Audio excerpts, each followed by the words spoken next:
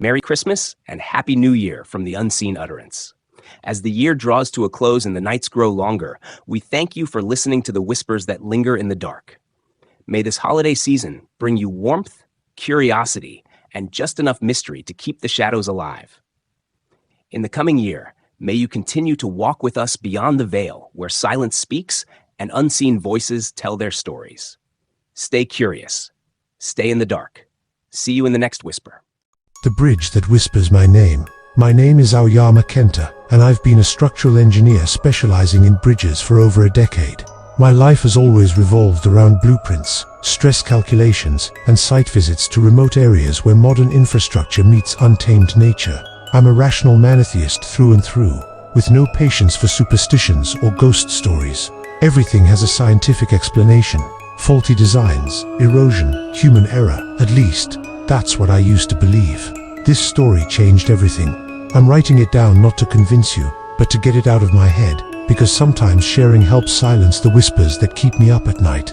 If you're reading this, remember it all started on an ordinary morning when I got assigned to the Mizukage Bridge in Gifu Prefecture. And if you've ever driven across a lonely bridge in the dead of night, you might understand why I avoid them now. It was early 2023. Just as the world was shaking off the pandemic and construction projects were ramping up again. My company, a big firm in Tokyo, landed a contract to inspect and maintain the Mizukage Bridge, a modern concrete span crossing a deep, rushing river in a secluded mountainous region of Gifu.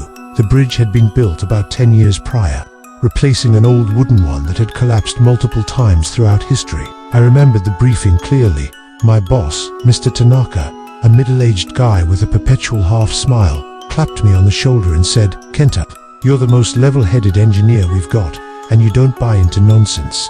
Head out there and check the bridge. Don't let any ghost tales distract you." I laughed it off, figuring he was joking. Ghosts' bridges collapse due to weak foundations, turbulent rivers, or poor materials, not spirits or curses. I packed my gear quickly. Vibration meters, endoscopic cameras, a drone for aerial shots, and some warm clothes, since Gifu's mountains are chilly year-round. I drove my trusty old Toyota out of Tokyo on a crisp autumn afternoon. The highways gave way to winding mountain roads, flanked by dense pine forests where golden leaves drifted like confetti. The deeper I went, the colder it got, and my phone signal started fading. When I reached Mizukage village, the sun was dipping low. The village was tiny, maybe a few dozen households, nestled along the riverbank with traditional wooden homes mixed among a handful of concrete buildings. The Mizukage Bridge loomed ahead, a sturdy concrete structure about 200 meters long, with towering pillars that plunged into the dark, churning water below. The river flowed heavy and relentless, like a long drawn-out sigh from the mountains. I parked on the far side, grabbed my tools, and did a quick walkthrough. The air felt unnaturally cold, even for autumn, and fog was already rolling in from the valley, shrouding everything in a milky haze. For my first night, I stayed at a small inn run by an elderly woman named Miko. She was in her 70s, with wrinkled skin and sharp knowing eyes that seemed to hold centuries of secrets. "You're the engineer from Tokyo. Welcome to our village, the Mizukage Bridge. It's beautiful, but it has its peculiarities." I smiled and asked what she meant. Miko glanced out the window toward the bridge, now barely visible in the twilight fog, and shook her head. "Old stories, nothing more. The wooden bridge, before it collapsed 3 times. The village had to offer something to keep it standing, but times are modern now. Don't worry yourself. Dinner's ready. I've made hot miso soup." I assumed she meant some folk ritual, like sprinkling salt or leaving rice offerings, and didn't press further. After dinner, I retreated to my room, fired up my laptop, and reviewed the bridge files. The records showed a few fatal accidents on the new bridge. A truck driver plunging into the river in 2015, a young couple in 2018, and most recently, an inspector in 2021, all at night. But I chalked it up to coincidence, fatigue, poor visibility and fog, maybe alcohol, nothing supernatural. That night, sleep didn't come easy. I had a strange dream, the kind that sticks with you. In it, I was buried in pitch-black darkness, surrounded by cold, damp concrete pressing in on all sides. My arms and legs were pinned, and from somewhere inside the walls, water trickled steadily, like muffled sobs. It seeped into my mouth, my nose. I tried to scream, but only gurgled sounds came out. I woke up in a cold sweat, heart pounding, glancing at the clock. 3:17 a.m., odd timing. but I brushed it off as stressed from reading those accident reports. I laughed at myself in the mirror and went back to bed. The next morning, I fueled up on black coffee and headed out to work. Day 1 went smoothly. I inspected the railings, tested the load-bearing capacity of the pillars, and flew the drone for a full overview. The bridge was well designed with high-quality concrete, showing no signs of cracking or corrosion. Below, the river raged, its depths a black abyss, studded with jagged rocks. Anyone falling in wouldn't stand a chance. In the afternoon, I chatted with some villagers fishing by the riverbank. They were friendly enough, but when I mentioned the bridge, an older man in his 50s shook his head.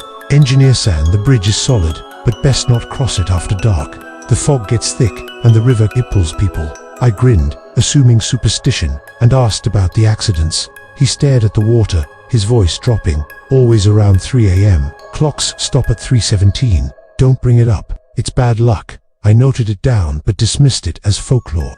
On day 2, I met Fujimoto Haru, a local archivist assigned by the village committee to assist with historical records.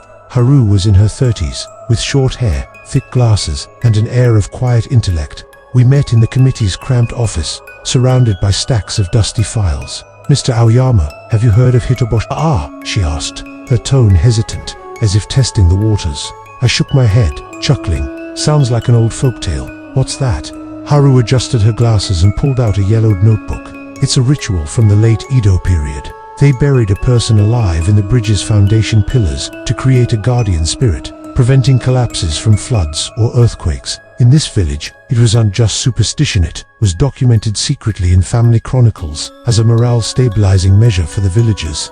Victims were chosen randomly or forced, often the poor or outcasts. No graves, no names, just materials for the structure." I thought she was pulling my leg, but she handed me a photocopy of an ancient scroll. Its ink faded and paper brittle. I skimmed it, translating roughly. In the 15th year of Genroku, around 1702, the wooden bridge fell for the 3rd time. The village shaman selected the girl, Yuki, burying her alive in the main pillar at the 3rd hour of the rat. The bridge endured, but resentment lingered. Haru watched me intently. "My grandmother disappeared when she was young, in 1970, during the last repair of the old bridge. No body, no trace. Villagers whispered she was the final material before the new concrete one was built." I waved it off with a laugh. "That's feudal era stuff. We're in the age of science now. Concrete doesn't need souls." But Haru shook her head. The new bridge was constructed on the old foundation. When they demolished the wooden one, no bodies were found, but there were unexplained voids in the soil, like coffins. And the accidents continue always at the ritual hour.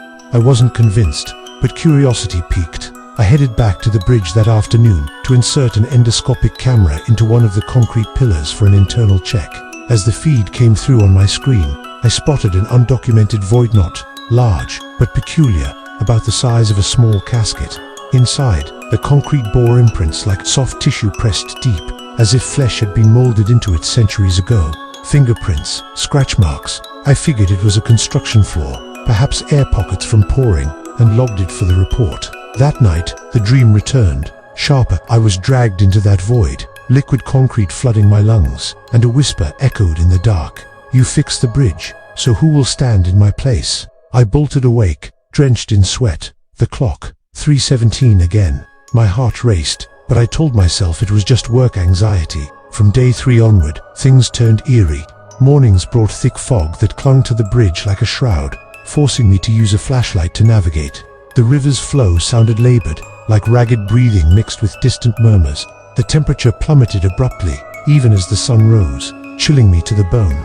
I reviewed the traffic cameras along the bridge. Records showed glitches precisely at 3:17 a.m., screens going static for 3 minutes before normalizing. Electromagnetic interference from the river or mountains, I reasoned, but tests revealed nothing.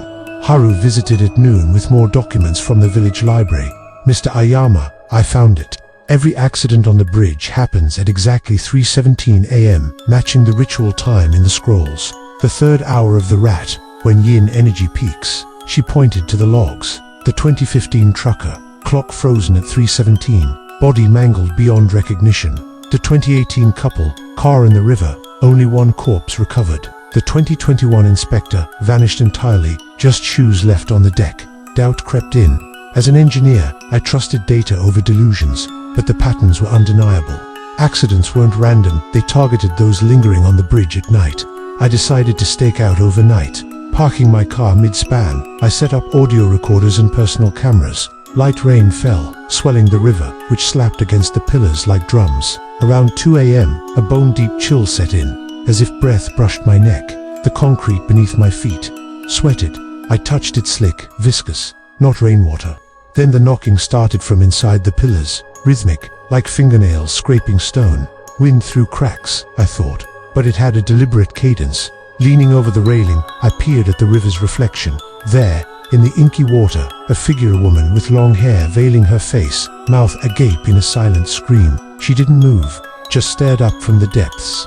My pulse thundered. I blinked, turned away, blaming fatigue and rain, but glancing back, she was closer, as if rising. I scrambled to the car, locked it, huddled under a blanket till dawn. The knocking persisted, blending with the river like mocking laughter. Next morning, I confided in Haru at the office. She paled, her hands trembling on her teacup. That's the nameless woman. My grandmother spoke of her before vanishing. The last Hitobashira victim was a young girl named Yuki, buried alive in the old wooden bridge during Edo times. Long hair, mouth forever open from her final cries. She doesn't attack randomly, only those who tamper with the foundations, like repairs or alterations. The spirit guards the bridge but resents being forgotten. When the new one was built, she migrated, waiting for a replacement. Haru elaborated, her voice a whisper, as if afraid of eavesdroppers. The spirit wasn't evil, but a victim of history. In Edo-era poverty, the river flooded often, collapsing the bridge and killing dozens. Officials demanded rebuilds without funds for quality materials. The shaman suggested Hitobashira burying someone alive to anchor the soul. Yuki, an orphan, was chosen. No one to defend her. They bound her, lowered her into the foundation pit, and poured soil and stones while she lived. Her screams echoed for 3 days before silencing. The bridge held, but resentment built, requiring replacements every generation to balance it. My grandmother was likely the last, vanishing in 1970 during old bridge repairs. Mr. Aoyama, stop now. The spirit wants to be seen, not buried in oblivion. Science can't erase historical sins. I half believed, but that night's dream was horrific. I was the Edo shaman, standing by the pit as Yuki begged, "Please spare me, I don't want to die." The villagers forced it, and I shoved her in, sealing with concrete. Her screams morphed into whispers, "Forgotten sacrifice. You will take my place." I awoke screaming. Haru rushed to the inn to calm me. Determined, we delved into village genealogies in the musty library. Discovery: every 50 years or so, someone chosen disappeared without trace, stabilizing the bridge. The list: 1750, a farmer; 1800, a merchant; 1850, a village girl; 1900, a teacher; 1950, a builder; 1970, Haru's grandmother. Now, 2020s. The cycle loomed. Work dragged on, tension mounting. I felt watched, especially in rain. Mid-bridge my back prickled as if eyes bored from the concrete. The knocking grew louder, desperate, like someone clawing to escape. Nails bleeding. Vibration sensors spiked at 317 nightly, as if internal force pushed. I reported to the company. They said, await verification, possibly minor quakes. Haru pleaded, tears welling. You're marked. The dreams signal it. Don't fix the foundations. Leave. But stubbornness drove me. Day 4, heavier rain, re-inspecting the void. Marks fresher, like recent flesh impressions, streaked with dried blood. Haru sobbed, viewing. That's grandmother's, or Yuki's. The spirit awakens. Villagers shunned me, muttering, Tokyo engineer. Next in line, Miko at the inn advised, don't repair. The bridge lives, it feeds to endure. Final night, I confronted on the bridge with powerful flashlights, recorders, a crucifix Haru insisted on, despite my atheism. Torrential rain, fog impenetrable. Inserting the camera, void expanded, scratches everywhere. Screen glitched, whisper in my ear over wind. You fixed the bridge. Who replaces me? Turning, my car stalled mid-span, engine dead despite full battery. Dashboard clock, 3:17.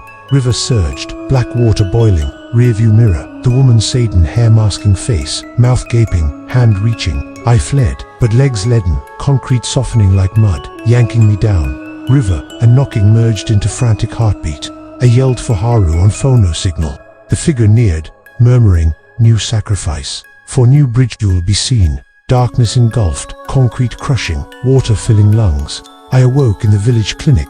Haru bedside, ashen. You collapsed on the bridge. Villagers found you at dawn, lucky to survive. But I knew better. Body ached like compressed dreams, gone replaced by real memories. Mizukage Bridge. No more accidents since company records. One engineer missing me. They claim sudden resignation. Haru checked updated blueprints. New void in foundations. Unexplained. Person-sized. Now in Tokyo, I shun bridges. Nights bring water trickles from walls. Fingernail taps inside. Was I dead? This avoids illusion or curse past. Haru silent, village tomb-like. If reading this, beware old bridges at night. Buried alive things always seek visibility.